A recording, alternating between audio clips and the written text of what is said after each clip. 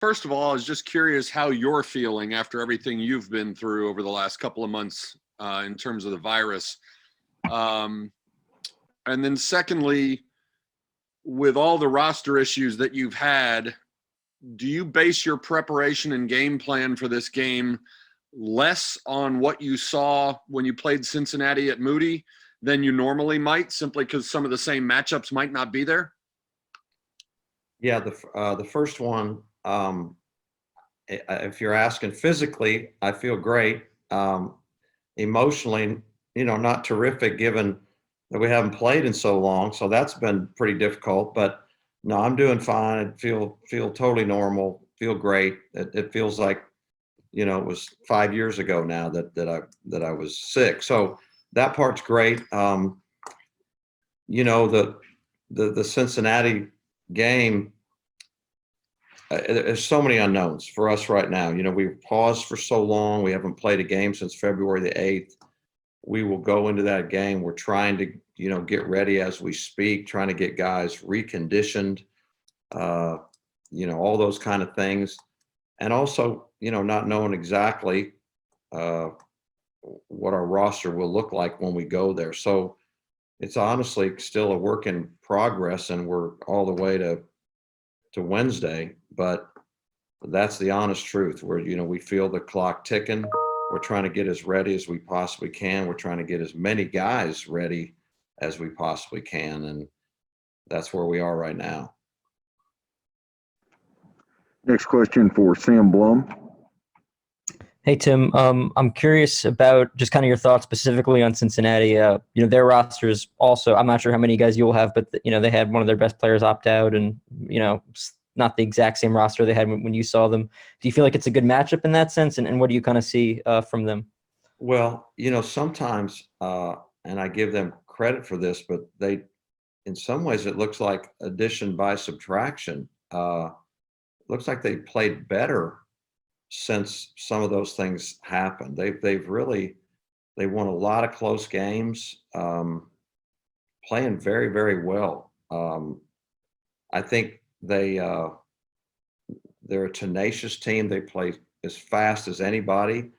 I think they're a hard matchup. I think they're a hard matchup and I think anyone would say that, but at this time of year, because all the games are elimination, every matchup feels very difficult because you're threatened to be eliminated from a tournament. But I have a lot of respect for them. I have their intensity, the speed they play. They're athletic across the board. They can go big, or they can play quote small. They're not small, but without maybe a true big man, and they play that way as well. And so they can shift the game on you just in one substitution. Becomes a much different game. But I think they're a tough opponent, very, very tough. Next question for Damon Sales. Hey, Tim, first off, it's good to know that you're feeling better. Second of all, wanted to ask you, just with everything, you guys haven't played in a month. You've got there's negative talk here, negative talk there. Are the guys seeing these next few days as possible bulletin board material? I mean, are they looking at everything? I know Ferran is probably not happy with being third team. It just seems like there's opportunity for these guys to come in and really say, okay, we've got a lot to prove to people. Are you looking at this as bulletin board material? Well, I hope they are. I don't really get into any of that, to be honest with you. I don't try to read everything going on or what everybody's saying or not saying. So that's just kind of noise to me and distracting. But sometimes for players, it's motivation. Whatever they can use to motivate themselves even more is great. But to me, as a team, our motivation certainly is, and I know that this is with all of them. We feel like we have a heck of a team. We got a very good team that didn't get to play the last 8 games, and 5 or 6 of them at home, which is not to say you win them because they're home, but we all know that you're far more successful at home than you are on the road, typically. And so we had, these guys had put themselves in a position, according to national projections, we're we're on that bubble, just off the bubble, whatever you want to say. And so I think the true motivation is trying to fight back from what was taken away. And I don't mean, nobody's fault or to blame. That everything was done the right way. I mean, this was medical stuff, but I think we're very hungry. I mean, how can we not be very hungry? Think about day after day after day when they get news, well, this game's canceled, and this game's canceled. So I know they're very excited to play. My hope, because it is so, I've never, ever coached a team that hadn't played 4.5, 5 weeks a game, other than the first game of the season.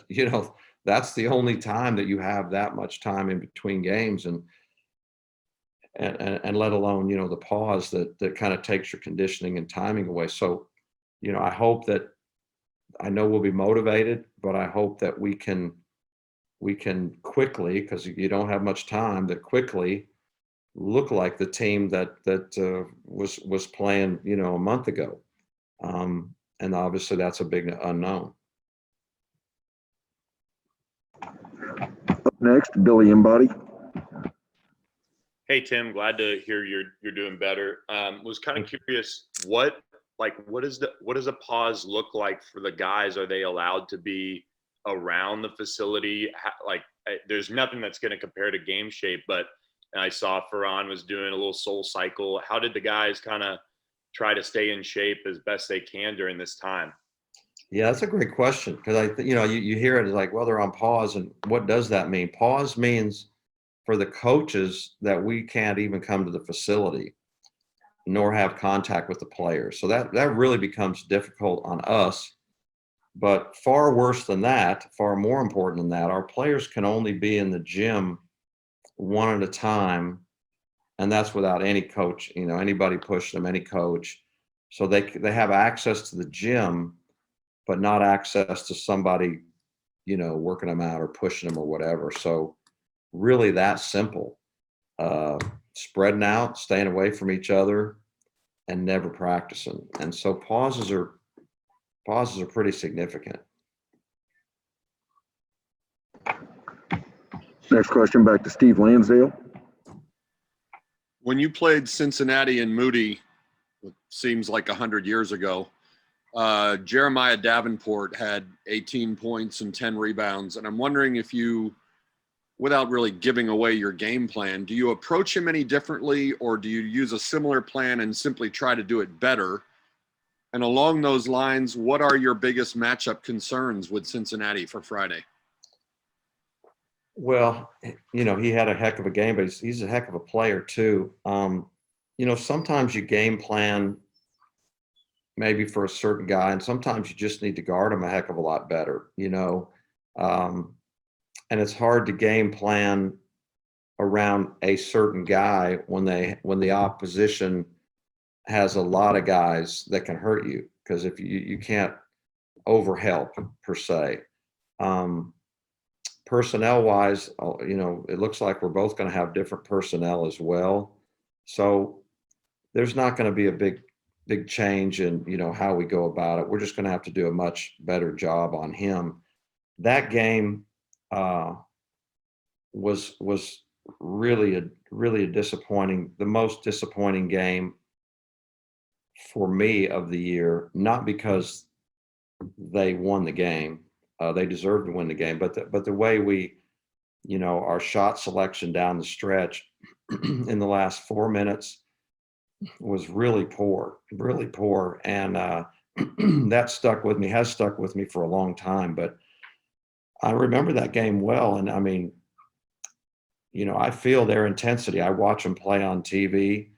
I see a team that's shooting 28, 29 threes a game with a lot of guys that can make them. They're very fast to the offensive end, to say the least, really aggressive. And I just think, number one is I hope that we can get our game feel and intensity level there quickly. And you can't really, it's hard to do that in practice. We're trying, but it's not the same as in a game. And, I think of the concerns I have, that's probably number one, getting that comfort and getting that speed of the game comfortable with the speed of the game of how fast we have to play. Next question, Sam Blum. Going off that a little bit, I wanted to ask specifically about conditioning and how you've handled it the last, I guess, almost week now since you guys restarted.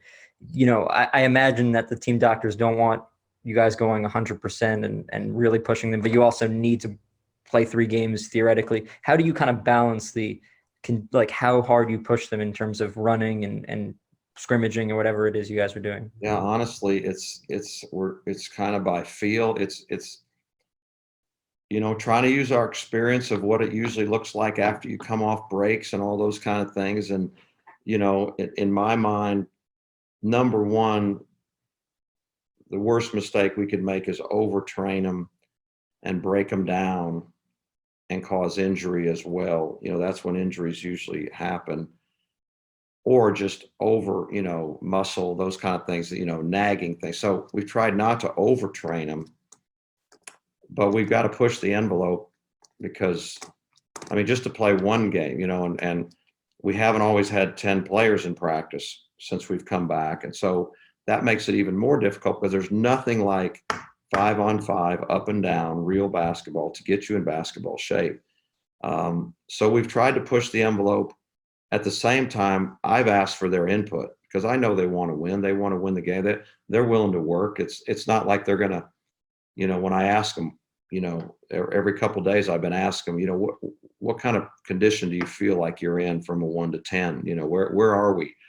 And they've been honest. And of course, a lot of guys are in different places because some, came to us later, have had more pause or whatever.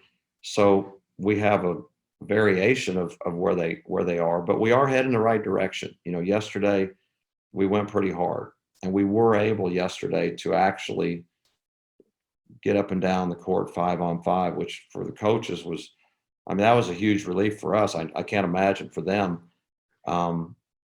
But you could see that it's not, there's a ways to go still.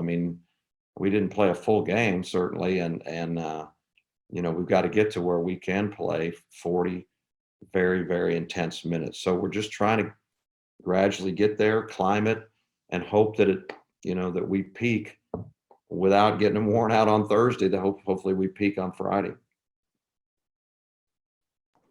Next question, back to Damon Sales.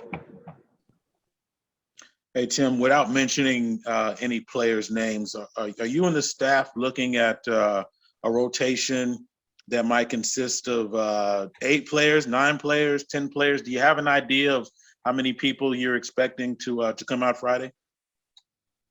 In terms of the total roster, or are you saying how many we would anticipate actually rotating in the game? The total roster. Yeah, I don't know the exact number. I'm confident that we will not have a full roster. Don't know exactly that number, but I am sure we're not going to have a full roster. But along the same lines, the plan will be, just because of what we were just talking about with conditioning and lack of game playing, plan going in is to play a lot of people and try to keep people as fresh as we can. Sometimes plans go out the window, in the midst of a game because, something is dictating that. But I will say, going into this first game, well, all the game, but certainly the first game, that's what we've talked about as a staff, is we're going to definitely need to try to, play as many people as we can, try to stay as fresh as we can to keep our intensity at the level that it's going to need to be at. Up next, Billy Embody. Hey, Tim. The Cincinnati SMU rivalry, and you and Rich talked about this on Monday. Can you kind of look back on the battles that you guys have had over the years and how tough this game is, and what it would mean to kind of get over this hump that you guys have kind of hit as of late facing them? Yeah, the one thing we had talked about is, like, I guess we're supposed to play them every conference tournament, it seems like, right? This will be the fourth conference tournament. You know, we didn't play last year, so we'll never know whether we were going to play them or not. But definitely, it feels like we're supposed to. And you know, you're right. Over the 9 years we've been here, we've had incredible battles. Is it any more significant?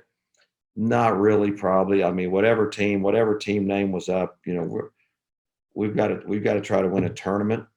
But I guess coincidentally or ironically, Cincinnati once again is the team in the way. So you know, we've got to. I guess we're in the tournament. We're 1-2 against. They beat us twice. We beat them once in the last 3 times. So this is the 4th. So maybe we can even that up. But I don't think it's significant. I just, you know, whoever it was, you're going to be so locked in. They're going to be so locked in. I mean, that's what tournament elimination basketball is, and that's why it's so exciting. Back to Steve Lansdale. Tim, in a normal season, at the start of the year or even after a winter holiday, you sometimes see a team come out with a little bit of rust or a little bit flat. And you haven't played since, you know, what'd you say, 8 games in a row now that you haven't played. Cincinnati just played Sunday. How concerned are you about specifically about the start of the game? And is there anything you and your staff can do to help your team either overcome a flat start or come out of the gates pretty quick? Very concerned is the answer to that. Very, very concerned. But I honestly don't think there's much we can do about it. I certainly don't want to over talk about it. Boy, we have to get off to a great, you know, I don't think we want to overthink it either. I know that we won't be flat. You know, flat is that term to me means when, you know, you overlook a game. It's easy to be flat after a big win the next game, or, you know, you've won several games in a row and you kind of get complacent. That for me is flat. We will definitely not be flat. We might be rusty. You know, we might be real rusty, but that's not something that you can do anything about. You know, being flat, you can, you know, get some different energy. The coach can, you know, have a whole different tone, but rust is different. And yes, I'm concerned. What we're trying to do is just play, you know, scrimmage some in practice is the closest, but it's not the same. It's not the same emotion. It's just not the same. Playing against someone else that you're not familiar and comfortable with, you get in that rhythm in the season. And I just hope that 4.5 weeks ago, whatever it'll be, that we haven't lost it. And there's no way to know until we start playing. Really, we're the biggest unknown in the tournament, in my opinion. The range of what we could be either way, I think. I mean, you know, who knows? But I don't know how you control that. Not till the game start, but we are working hard. Our guys are, you know, locked in. We have improved in the last few days. Well, for sure, because when we first got back, it was a little scary. So we are headed in the right direction, and hopefully, you know, next 2 days we stay in that direction. All right, and looks like last question for Coach from Sam Blum. Yeah, just real quick, I'm curious, is there any chance people if you guys were to advance, come back online and be able to play? Like, could you add to the roster in the days that, or is what you come in with what you're going to be having? In the tournament? Yeah. In this tournament, I think, I'm not positive of that. I think the answer is what we start with will be what our roster is. Pretty sure that's right.